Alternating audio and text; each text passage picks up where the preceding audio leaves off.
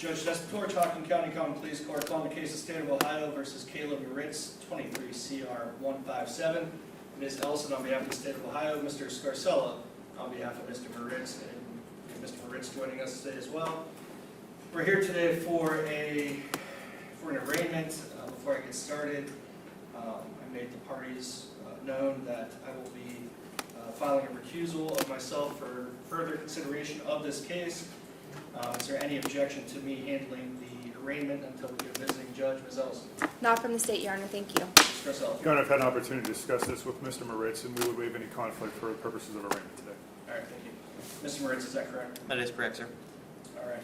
Mr. Scarcella, how are we proceeding today? Thank you, Your Honor. We would acknowledge receipt of the indictment, waive any reading of the indictment in open court, waive any explanation of rights and penalties, enter a general plea of not guilty as to all counts of the indictment.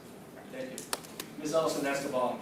Thank you, Your Honor. At this point in time, the state is asking for a $50,000 cash surety bond minimum. At this point in time, we have made contact with the alleged victim in both counts 1 and 2.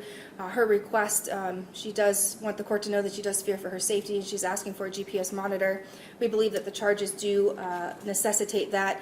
No contact with any party, victim, or witness in the case, direct or indirect. That is any witness or any party with any of either the Sheriff's Office, agency, or the Hocking County Prosecutor's Office. And that is surrender of the passport as well. Can I have a summary of the facts in this? Yes, Your Honor.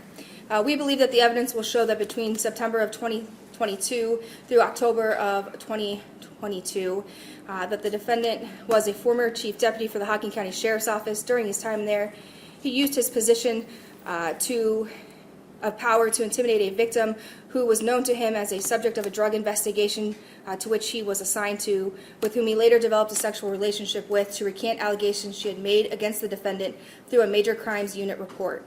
A report was made and delivered to the Hocking County Sheriff's Office, and the defendant brought the victim in on 2 separate meetings, one with Sheriff North himself and one with Deb Tobin of the Logan Hocking Times. Prior to these meetings, defendant exchanged hundreds of text messages between the defendant and the victim in this case, saying why she needed to recant, what she needed to say, and telling her that should she not do this, that MCU could bring charges against her, and that she would be painted in a bad light and slandered through the news.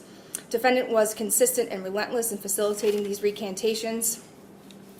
As it relates to count 3, once the defendant resigned his position, he was given the opportunity to return Sheriff's Office property and a date certain to do so. Defendant returned some property, but he did not turn over all of the property. On July 13th, 2023, the Sheriff's Office did a search warrant on the defendant's residence, where over 270 items belonging to the Sheriff's Office, totaling a total of over $26,000 worth of Sheriff's Office property, was recovered in various rooms and buildings at the defendant's property. The Sheriff's Office was able to match lot numbers with some 4,840 rounds in the defendant's safe. This was ammunition that belonged to the Sheriff's Office. Other items included Sheriff's Office badges, numerous badges, county ID cards, key fobs to patrol cruisers.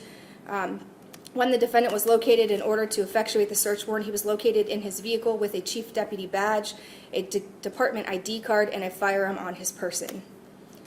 Thank you. No threats of violence, is that correct? Were there any threats of violence? Throughout the whole case? On this particular individual? No, Your Honor. Okay, and what is that individual's initials again? S.A. Thank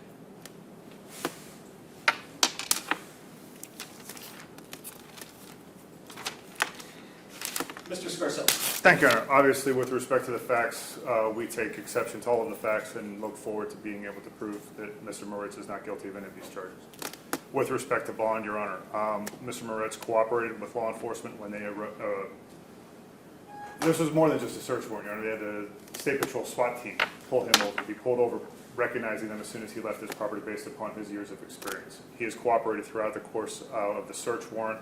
He turned himself in today. He's made himself available. He's retained counsel. There is no reason for any bond other than a recognizance bond. He is not going anywhere. He is not a flight risk in any way. We think a recognizance bond with appropriate no contact orders is more than appropriate. We do not believe that there's any justification for a GPS. There's not been any offenses, threats of violence, as the state just mentioned, even though the charges are quote-unquote intimidation. Based upon that, Your Honor, recognizance bond, we have court dates that we'll be setting, as the court is aware. We don't know who the prosecutor is going to be. We're not sure who the visiting judge is going to be yet at this point in time. So to set a significant cash bond places Mr. Moritz in a position of not knowing what's going on with his case. We believe a reconnaissance bond is the most appropriate bond at this point in time. Thank you. $2,000 cash surety bond, a $2,000 reconnaissance bond ordered that you not leave the state of Ohio, reside at the address on file. GPS monitor to be installed if you're able to make the $50,000 cash surety bond. No contact with the alleged victim, S.A. Defendant shall have no contact with co-defendants if there are any. Defendant shall not possess alcohol, drugs, paraphernalia. Defendant shall be subject to random drug testing. Defendant shall not possess firearms and dangerous weapons. No driving unless legal or without driving privileges. And that is the order of the court for today. Thank you, Your Honor. Anything else, Ms. Olson? Your Honor,